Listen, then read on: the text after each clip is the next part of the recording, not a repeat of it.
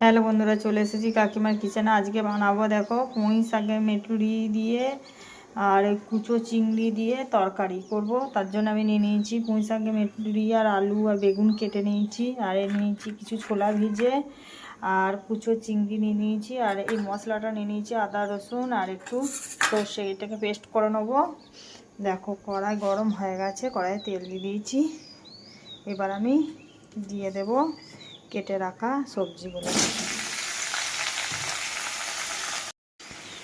দিলাম আমি 1 চিমটি হলুদ আর পরিমাণ মতন লবণ। দেখো বন্ধুরা, এটা আমার ভালো করে ভাজা হয়ে আছে। এবার একটা পাত্রে আমি ঢেলে নেব। কড়াইয়ে তেল দিয়ে দিয়েছি, তেল গরম হয়ে গেছে। এবার একটা লঙ্কা আর দুটো পেঁয়াজ কুচি আর আমি দিয়ে দিলাম ভিজিয়ে রাখা ছোলা। দেখো এটা ভাজা হয়ে গেছে, এটা ঢেলে দিলাম এটা। আর দিয়ে দিলাম আমি কুচো চিংড়ি।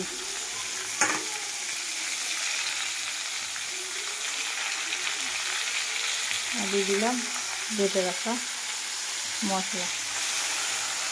কুচো চিংড়ি দিয়ে পুঁই মেটুরি তরকারি পুরো রেডি। এবার আমি এটা নামিয়ে নেবো।